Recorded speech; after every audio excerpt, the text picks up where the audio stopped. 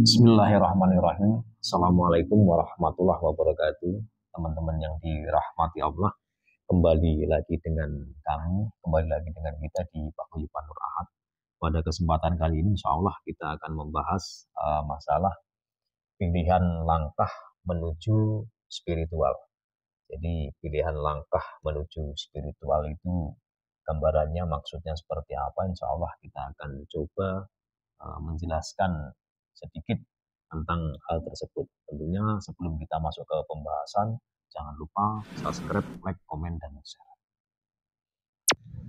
Baik, menuju ke pembahasan, maksud daripada pilihan langkah menuju spiritual itu sebetulnya adalah gambaran atau edukasi berkaitan dengan cara berpikir kita, dengan pilihan hidup kita, belajar spiritual atau belajar ilmu spiritual itu harus yang seperti apa. Saya ambil contoh seperti diri saya sendiri. Jadi gambarannya diri saya sendiri. Pengalaman hidup saya sendiri belajar spiritual. Jadi sebetulnya spiritual atau ilmu spiritual itu banyak, golongannya banyak. Bagi kami orang Jawa khususnya, dulu pernah saya jelaskan di video yang sebelumnya, kami mengenal ada 3 golongan. Jadi yang pertama adalah ilmu kanoman, kanoman atau ilmu yang bersifat muda, terus ilmu kasepuan itu adalah ilmu yang bersifat menengah atau sudah tua, terus baru ilmu kasampurna. Kalau ilmu kasampurna berarti kategorinya adalah ilmu yang sempurna, tujuannya adalah hidup sempurna, hidup selamat dunia akhirat. Seperti itu. Tentunya kita belajar spiritual supaya tidak salah langkah, supaya tidak salah pilih. Tentunya harus dimulai dari niat awal, tujuan kita belajar spiritual tadi apa? Ataukah hanya untuk mencari ketenaran dunia, atau mungkin biar populer, biar kuat, biar disegani orang, biar ditakuti orang, atau lebih tinggi lagi, mungkin bisa bermanfaat bagi diri sendiri atau mungkin sekelilingnya, seperti itu, atau mungkin yang levelnya lebih tinggi lagi, bisa bermanfaat bagi diri sendiri, bisa bermanfaat bagi lingkungan, dan bisa selamat dunia, selamat akhirat. Nah, tentunya itu semua tergantung daripada pelaku spiritual tadi. Tujuannya mau arahnya kemana tadi. Mungkin sebelum-sebelumnya, video-video yang sebelumnya selalu saya gambarkan luar biasanya ilmu makrifat itu seperti apa. Sangat dahsyatnya ilmu makrifat itu seperti apa kan begitu. Itu sebetulnya juga tidak semata-mata langsung bisa seperti itu kan gitu. Tentunya semua itu melalui proses yang panjang. Proses dari titik 1 ke titik 2 dan seterusnya sampai bisa mencapai level ilmu rasa. Karena sebetulnya ilmu makrifat itu sendiri adalah ilmu rasa yang sebetulnya sangat gamblang, sangat jelas di depan pandangan mata kita, namun hati dan rasa kita yang tidak mudah untuk menerima, kan gitu. Tidak mudah untuk mendapatkan rasa yang pas atau yang sesuai seperti itu. Kita ke materi kembali. Jadi seperti saya pribadi, sebetulnya waktu dulu niat saya belajar spiritual itu tujuannya hanyalah untuk diri saya sendiri. Jadi supaya kita hidup itu khususnya mungkin di Jawa atau mungkin di lain tempat juga mungkin ada hal yang sama seperti itu. Mungkin masih ada tempat-tempat yang diyakini itu mempunyai energi, atau seandainya kita lewat tempat tertentu atau lokasi-lokasi tertentu itu masih ada singgungan energi negatif kan gitu. Nah, kalau seandainya kita sebagai orang yang sudah dewasa atau mungkin yang sudah berumur itu menghadapi hal yang seperti itu, ya kita tidak masalah. Yang menjadi problem, yang menjadi masalah apabila kita mempunyai anak kecil dan anak tersebut tahu-tahu nangis tanpa sebab, tahu-tahu panas tanpa sebab, dan kita tidak bisa mencari solusi itu menjadi tantangan tersendiri ya. Awal mulanya dari situ tujuan saya. Jadi saya belajar spiritual itu supaya kalau seandainya kita mempunyai anak, itu anak kita nangis atau keluarga kita dalam kesusahan berkaitan dengan hal-hal yang tidak kasat mata itu kita bisa menyelesaikannya sendiri. Tujuan awalnya seperti itu. Ternyata setelah berjalannya waktu, tujuan itu bergeser. Bergeser dalam artian karena kita sudah mengenyampingkan itu. Bukan berarti kita tanggung jawab kita terhadap keluarga kita kesampingkan, tidak. Namun karena kita anggap hal itu sudah bisa kita cover, sudah bisa kita dapatkan atas izin Allah kan gitu. Maksudnya kalau seandainya anak panas kita udah tahu dalam kutip panas tadi maksudnya karena gangguan tentunya ya, bukan karena memang panas karena panas badan karena kurang sehat kan begitu. Jadi akhirnya tujuan kita meningkat bahwa kita makhluk manusia diciptakan oleh Allah, itu kita harus yakin betul bahwa kita itu hidup, ada yang menghidupi, kita lahir, ada yang menciptakan. Ya, khususnya kita manusia harus mau, harus ikhlas seikhlas-ikhlasnya, harus menjalankan sebaik mungkin apa yang sudah diperintahkan oleh Allah. Karena apa? Karena kita hidup diciptakan oleh Allah. Karena gitu. Tentunya perintah Allah jelas bahwa tidaklah diciptakan jin dan manusia kecuali hanya untuk beribadah kepada Allah. Kan begitu. Makanya itu kita harus selalu ibadah dan ibadah. Dengan ibadah tadi, dengan menguatkan tauhid iman kita tadi, itu akan mengawal ilmu spiritual yang kita pelajari itu menjadi yang lebih baik lagi, dan lebih baik lagi. Seperti itu. Tentunya itu tadi apabila pilihan kita benar ya, pilihan kita benar dari awal. Jadi ada kanoman, ada kasepuan, ada kasampurnan. Apabila kita memilih kanoman atau ilmu yang bersifat muda, tentunya kita untuk menuju Allah itu akan terhalang. Kenapa terhalang? Karena di dalam ilmu kanoman itu banyak ilmu-ilmu yang bersifat aji mantra. Jadi aji mantra ini bisa didapatkan dengan cara kemungkinan banyak itu bersekutu dengan makhluk halus karena itu ajian. Itu menjadikan kulit kebal dan lain sebagainya.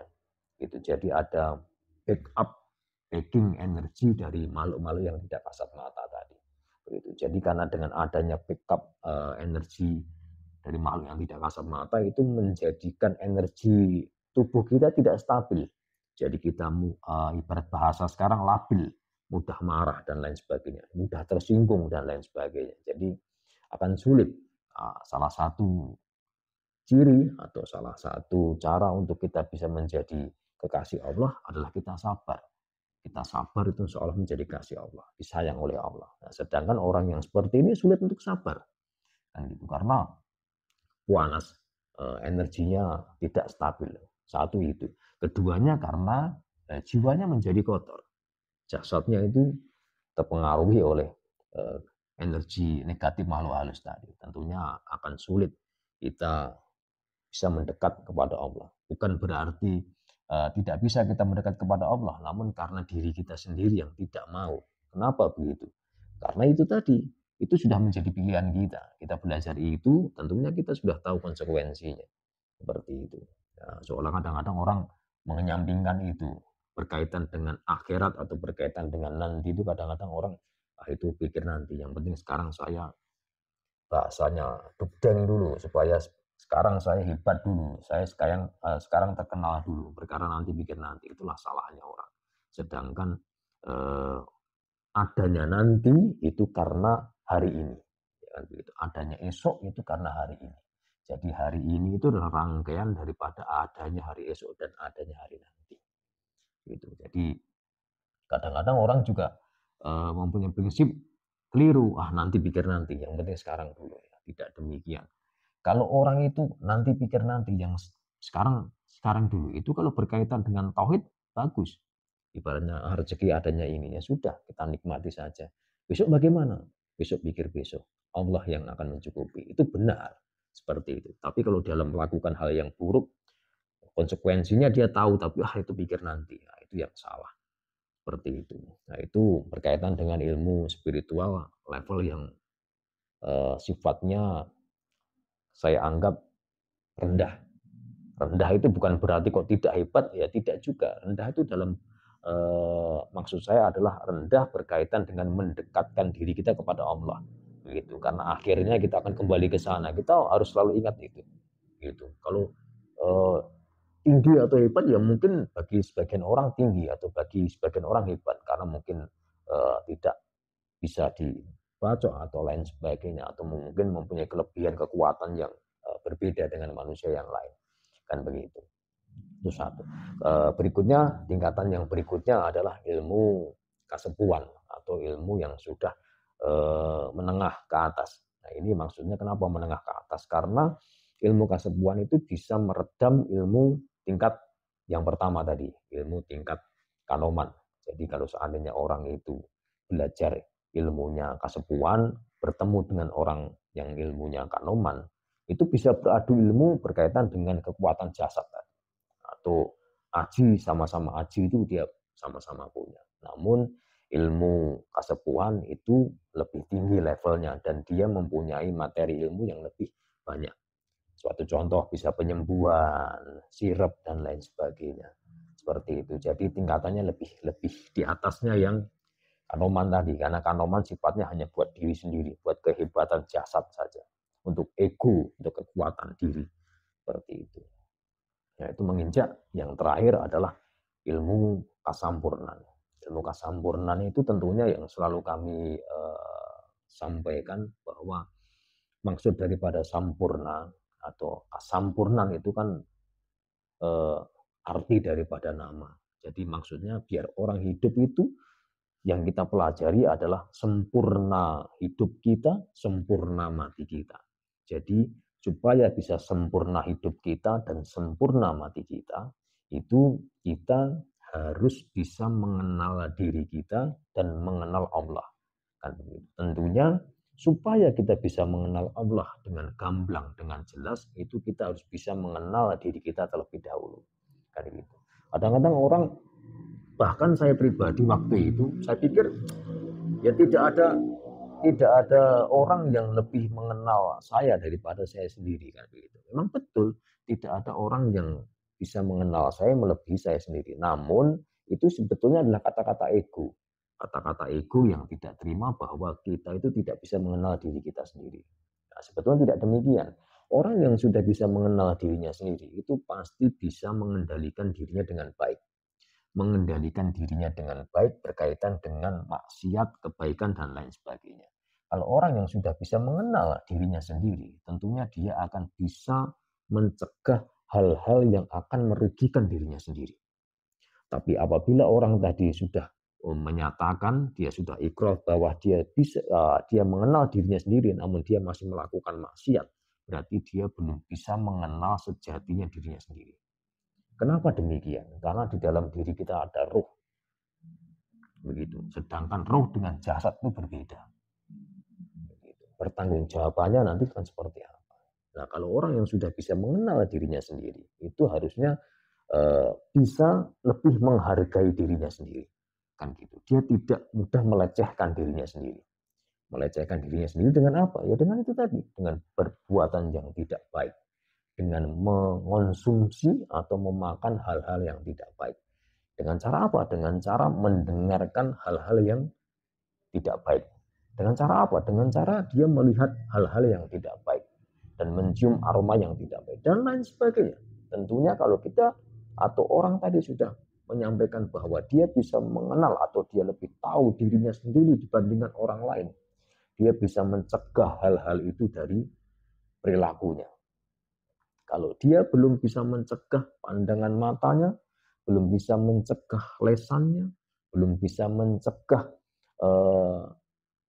kemaluannya, atau apapun itu yang berkaitan dengan jasad yang akan merugikan dirinya kelak di kemudian hari, itu berarti dia belum bisa mengenali dirinya sendiri. Seperti itu. Jadi bagi saudara-saudara semua, bagi teman-teman semua, yang mungkin mempunyai kesukaan yang sama, tentunya berkaitan dengan dunia spiritual atau apapun itu, ya saya ajak bersama-sama. Sepengalaman saya pribadi, apapun itu, hebat apapun itu, kalau ilmu yang sifatnya dunia itu tidak ada manfaatnya. Kenapa demikian? Karena saya jujur sejujur-jujurnya, sebelum saya mendalami ilmu spiritual yang sampai saat ini, sampai detik ini saya pegang atas izin Allah, itu sebelumnya saya juga mendalami ilmu yang sifatnya kekuatan jasad. Bisa dibilang tahan bacok dan lain sebagainya. Bahkan kalau teman saya dulu waktu itu masih ada videonya, dipotong telinganya pakai parang, tidak mempan, dibacok, tidak mempan, diapakan, tidak mempan. Tapi ya tidak ada manfaatnya. Hal-hal seperti itu hanya akan mengganggu jiwa kita, hanya akan mengganggu diri kita. Nah, itu saat saya sudah mulai belajar ilmu kasampurnan, semua sudah saya buang, saya lepaskan semuanya. Hal-hal yang seperti itu hanya akan mengganggu jasad kita, hanya akan mengganggu diri kita untuk mencapai kesempurnaan yang baik menuju Allah. Jadi saya ajak semuanya bagi yang sudah terlanjur, yang mungkin bisa dikategorikan mungkin suso atau ilmu ajian atau apapun itu tidak baik. Suso ini banyak memang. Ada yang buat kecantikan, ada buat kekuatan, ada mungkin buat apa banyak. Itu tetap itu sesuatu hal yang tidak baik. Sebaiknya itu dihilangkan, dibuang. Sebelum itu susah dibuang. Kalau tidak ketemu dengan orang yang benar-benar tahu. Karena itu ibarat diri kita ini adalah wadah, barang-barang tersebut adalah sampah. Jadi harus dibuang, harus diselesaikan, harus disingkirkan. Karena itu menjadi media yang tidak baik bagi makhluk-makhluk yang tidak kasat mata. Seperti itu. Mungkin seperti itu gambarannya. Saya mengajak, mengedukasi, memberi motivasi kepada teman-teman semuanya. Pengalaman saya pribadi bahwa kita belajar itu kita harus mempunyai pilihan yang baik. Jadi pilihan baik kita adalah yaitu tadi, kita harus tahu, harus paham sepaham-pahamnya bahwa kita manusia hidup itu tidak hidup di dunia ini kekal abadi. Yang kekal abadi nanti di sana, di akhir. Jadi kalau kita pahami itu, makanya kita harus memanfaatkan di dunia ini sebaik mungkin. Baik, di sini bukan kok terus dia itu harus menjadi orang yang kaya dan lain sebagainya. Baik adalah orang yang mau berupaya atau berperilaku baik itu sudah termasuk orang baik. Jadi kadang-kadang orang itu berdoa terus meminta kebaikan, tapi dia tidak pernah berperilaku baik. Yaitu tidak sesuai. Dalam artian tidak berperilaku baik itu oke lah, dia mungkin bermasyarakat baik dan lain baik. Namun dia lupakan satu hal, apa itu? Sedekah. Jadi sedekah atau sedekah itu kalau bisa ya kita lakukan. Supaya apa? Supaya membersihkan, selain itu membersihkan harta kita, itu membersihkan jiwa kita, membersihkan diri kita. Seperti itu. Mungkin itu saja. Silahkan kalau mungkin mau ada yang bertanya atau lain sebagainya di lain waktu, insya Allah nanti kita akan upayakan kita jawab. Memang tidak mudah memberi edukasi supaya orang itu langsung bisa mengerti dalam hatinya, memahami apa yang harus dia lakukan. Memang tidak mudah. Suatu contoh saya bilang bahwa orang itu bisa dikategorikan sudah mengenal dirinya apabila dia tidak berperilaku buruk terhadap dirinya sendiri atau tidak mengkonsumsi hal yang buruk atau dia tidak berperilaku menyimpang berkaitan dengan seksual. Namun kalau seandainya orang yang belum bisa menerima itu tentunya tidak akan bisa diterima. Namun perlu diingat satu hal, apabila yang sudah mendengarkan atau sudah menyimak, otomatis apa yang dia dengarkan dan apa yang dia simak itu sudah disimpan di dalam hati orang tersebut. Dan suatu saat apabila hidayah Allah datang, orang itu baru akan tahu bahwa kebenaran itu ya seperti itu. Apa yang disampaikan insya Allah pasti akan ada buktinya seperti itu. Mungkin itu saja. Cukup dari saya. Seperti biasa saya ingatkan bahwa kebenaran yang hakiki itu hak mutlak milik Allah Subhanahu wa taala. Manusia hanya sebatas menyampaikan yang dia tahu. Akhir kata, wassalamualaikum warahmatullahi wabarakatuh.